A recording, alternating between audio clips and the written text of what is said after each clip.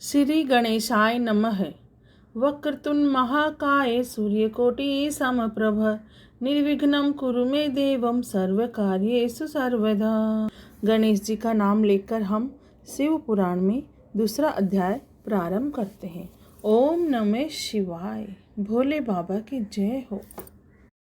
देवराज को शिवलोक की प्राप्ति, चंचुला का संसार, ये वैराग्य। दूसरा अध्याय प्रारंभ हो रहा है। श्री सोनक जी ने कहा, आप धन्य हैं सूत जी, आप परमार्थ तत्व के ज्ञाता हैं। आपने हम पर कृपा करके हमें यह अद्भुत और दिव्य कथा सुनाई है। भूतल पर इस कथा के समान कल्याण का और कोई साधन नहीं है। आपकी कृपा से यह बात हमने समझ ली है।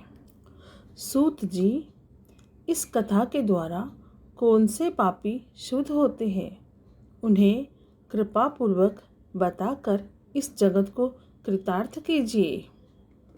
सूत जी बोले, मुने, जो मनुष्य पाप, दुराचार तथा काम, क्रोध, मद, लोभ में निरंतर डूबे रहते हैं, वे भी शिव पुराण पढ़ने अथवा सुनने से शुद्ध हो जाते हैं तथा उनके पापों का पूर्णतया नाश हो जाता है। इस विषय में मैं तुम्हें एक कथा सुनाता हूँ। देवराज ब्राह्मण की कथा।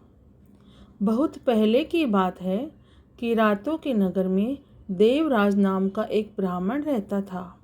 वह ज्ञान में दुर्बल, गरीब, रस बेचने वाला तथा वैदिक धर्म से विमुख था। वह स्नान संध्या नहीं करता था तथा उसमें वेश्यावृत्ति बढ़ती ही जा रही थी। वह भक्तों को ठगता था। उसने अनेक मनुष्यों को मारकर उन सबका धन हड़प लिया था। उस पापी ने थोड़ा सा भी धन धर्म के काम में नहीं लगाया।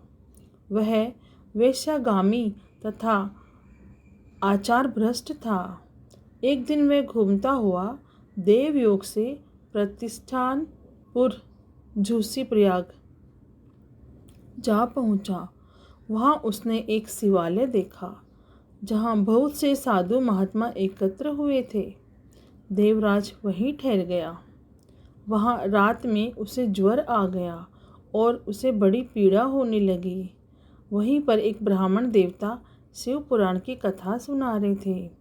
ज्वर में पड़ा देवराज भी ब्राह्मण के मुख से शिव कथा को निरंतर सुनता रहता था।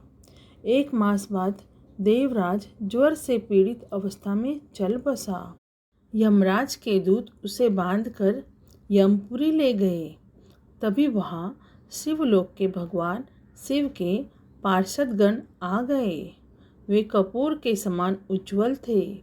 उनके हाथ में त्रिशूल, संपूर्ण शरीर पर भस्म और गले में रुद्राक्ष की माला उनके शरीर की शोभा बढ़ा रही थी।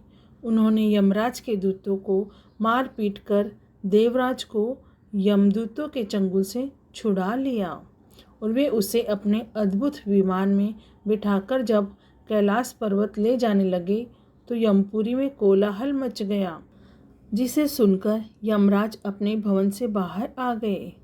साक्षात रुद्रों के समान प्रतीत होने वाले इन दूतों का धर्मराज ने विधि पूर्वक पूजन कर ज्ञान दृष्टि से सारा मामला जान लिया। उन्होंने भय के कारण भगवान शिव के दूतों से कोई बात नहीं पूछी। तत्पश्चात शिवदूत देवराज को लेकर कैलाश चले गए। वहां पहुंचकर उन्होंने ब्राह्मण को करुणा अवतार भगवान शिव के हाथों में सौंप दिया। सोनक जी ने कहा, महाभाग सूत जी, आप सर्वज्ञ हैं। आपकी कृपा प्रसाद से मैं कृतार्थ हुआ। इस इतिहास को सुनकर मेरा मन आनंदित हो गया है। अतः भगवान शिव में प्रेम बढ़ाने वाली दूसरी कथा भी कहिए। शिव पुराण का दूसरा अध्याय समाप्त हुआ। भोले बाबा की जय हो। ओम नमः शिवाय। ओम नमः शिवाय। ओम नमः शिवाय। भोले बाबा, भोले शंकर, शिव बाबा हमारी सबकी मनोकामनाएं पूरी करें। भोले बाबा को कोटि कोटि प्रणाम और कोटि कोटि धन्यवाद।